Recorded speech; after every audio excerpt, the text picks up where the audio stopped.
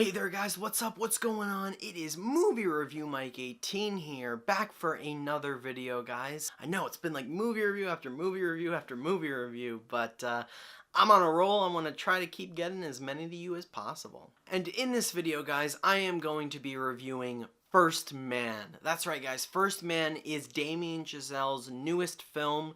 It's his third big feature film, and it's his reteaming with Ryan Gosling since they worked on La La Land together in 2016. So guys, First Man is a biopic on the life of Neil Armstrong, played by Ryan Gosling, and the years leading up to the events of July 1969, where man first landed on the moon. So this movie is part space exploration film where we focus on NASA and all of the people it took to put the space program together and actually get a man up to the moon, all the tests, all the simulations, all the technological achievements and advancements that it took to actually make all of this happen. And then the other part of this movie is a look into the familial life of Neil Armstrong, his private life, his relationships with his wife, his kids, his friends especially, who are other fellow astronauts. And the film focuses on the toll of loss that Neil Armstrong had to experience during the 8 or so years that this film takes place. When I heard that Damien Chazelle was again going to be working with Ryan Gosling, I mean, of course I got excited. I thought the two of them worked well off each other in La La Land, and Ryan Gosling's performance was excellent in that film. I have been following Damien Chazelle's career and his filmography for quite some time. Whiplash is my favorite film of 2014, and it's one of my favorites of all time. And I loved La La Land, not as much as Whiplash, but it was pretty close for me. I love and respect Ryan Gosling as an actor, and I do think he's one of the best actors we have working today. I mean, just look at his filmography over the last few years. Blade Runner 2049, The Nice Guys, La La Land. You know, this guy is giving really amazing performances. Drive is one of my favorite films of all time. Also, we've never really had a film that explored the life of Neil Armstrong before when you think about it. I mean, we've had tons of space exploration movies, you know, we've had Apollo 13, Gravity, Interstellar, a lot of recent ones we've had, but we've never had a film that's focused on the life and a biopic about Neil Armstrong. Unless, of course, you count the first 10 minutes in Transformers Dark of the Moon. That whole moon sequence, yeah, there's Neil Armstrong and Buzz Aldrin. They tried to recreate that. That is the one thing this movie got factually wrong, actually. There were no Decepticons on the moon in this movie. Where were they?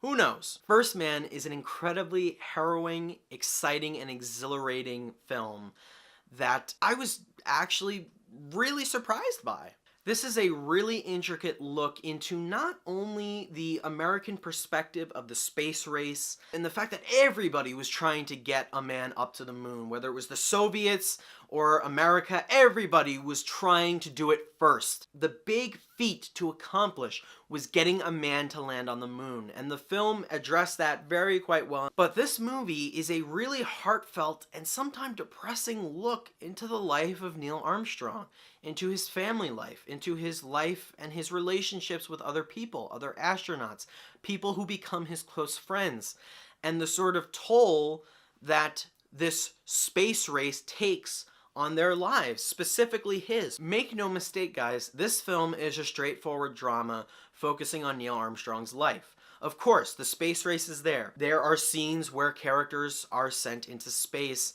and there's very incredibly nail-biting sequences where something could really go wrong. You really don't know what's going to happen. Is the ship going to fall apart? Is something going to malfunction while they're thousands and thousands of feet in the air and away from the Earth's atmosphere, you know? But the other 75% of this movie is focusing on Neil Armstrong's family life and all of the sort of risks that he is going to take and all of the sort of dramatic effects that it's going to leave on his family and how their sort of fear and anxiety, as well as his own sort of fears and insecurities, come into play in the film. Ryan Gosling is excellent here in the title role. There's no denying that. I'm pretty sure everybody expected that going into it. And of course, he's had his fair share of criticism. A lot of people do feel that Ryan Gosling often gets typecast in a very stoic, very dialogueless role where he really isn't saying that much and really has a very sort of hardened demeanor on his face a lot of the time. And yes, that is how Gosling sort of plays up Neil Armstrong in this movie. He's very emotionally reserved. While that was Gosling's choice of how to portray the character, I can't say off the top of my head for sure, and because of my lack of experience, if that's an accurate depiction or not of Neil Armstrong. It very might well could be, you know? I didn't talk to any of Neil Armstrong's family. I never met the man himself, of course. So I really can't say for sure how Neil Armstrong was as a person. But with the way everything is presented in this film, and the way tragedy sort of strikes these characters, and loss and grief sort of just sweeps over Neil Armstrong in this film, I absolutely 100% bought into the fact that he was incredibly just taken aback by everything, and really didn't have or try to display much emotion. I bought into all of that so incredibly well, because this is a guy who's lost so much. The film explores Armstrong's personal life and his relationships with his friends, and that life really wasn't all that glamorous. There has been numerous losses occurred due to failed simulations or some wrong calculation of something going wrong, and you could just see the toll that it takes on this man. And he's also dealt with tragedy in his own family life. Without spoiling anything, there's a really intriguing opening plot point that the film chooses to focus on by really hitting you right in the gut, right in the feels, and showcasing just how much Gosling's character is going through. This is a character study. This is a character piece on Neil Armstrong's life, and Gosling sold it and knocked it out of the park, in my opinion. Claire Foy is also in this movie. She plays Gosling's wife in the film, and she was magnificent as well. She was like right up there with him in a few scenes. And of course, the movie focuses more so on him and it's his story. But what I really loved, the film also focuses on in regards to her sequences of, you know, being stuck at home with the kids, listening to what's going on in the radio. Maybe in some sequences, the radio cuts out and she just hears static. There's so much fear and so much anxiety that she has for her husband and her husband's well-being and the well-being of her family. And I buy that so much in all of her reaction shots and all of those scenes where she's listening to the radio or she's telling Gosling that he's got to talk to his kids about what's happening and about the possibilities that he might actually not make it. There's a great dinner table sequence with him, her, and the kids, and it's really heartfelt and it really got to me, and I thought Claire Foy was brilliant in the role. But with his traumatic experiences and everything he's gone through, that creates a very strained relationship between the two of them at parts. I thought they had great scenes together, and both of them were really, really good in this movie. Sure, this film is a process film, okay? It's a film documenting the sort of process that it takes to get from point A to point B. This film heavily documents the procedural duties that were required of NASA and all of the scientists and all of the men and all of the women who worked to get man up to the moon. But the film is much more a reflective drama on the themes of tragedy and loss, and I think that honestly is what drew me into the movie as much as it did. And I really actually admire Damien Chazelle and the screenwriters and all of their decisions to sort of take that focus of the film and sort of ground it in a much more human perspective. The scenes that we can relate more so as an audience and as human beings are the scenes with Gosling and his family, or Gosling and his friends, or, you know, funeral sequences, stuff like that. Human loss. That is how we connect with characters. And those are the scenes that I really was drawn to the most. And I'm really glad that that was the direction they decided to take this film. So guys, of course, as I said, Damien Chazelle directed this film, and he directed this movie with so much depth and skill that I was honestly quite blown away. And one thing I definitely just want to praise him for in regards to this film and just this filmography in general. I really like how this guy is really branching into different genres. But this movie definitely feels so much more distinct from La La Land and Whiplash. It's much more character-driven story, I think, than both of those films in some ways. In some ways it's not, in some ways it is. Josh Singer, the guy who wrote Spotlight, a really excellent film, wrote the screenplay, and this is the first movie that Damien Chazelle's just directing a script. He didn't actually write it. And you can just tell, you know, it feels vastly different from his two films, and I like how he decided to sort of go that route and not write his own story for this. In some very intense, riveting scenes where Gosling's going up into space, and maybe they're just testing out certain methods for the first time. You hear rattling, like creaking noises, and you know, they're shaking. Maybe the ship's spinning and spiraling out of control in other sequences. In those scenes, the camera just focuses on Gosling and the men in the ship. The camera never leaves the ship and jumps outside of the ship into space and shows a wide shot, for example, of the ship going crazy and out of control.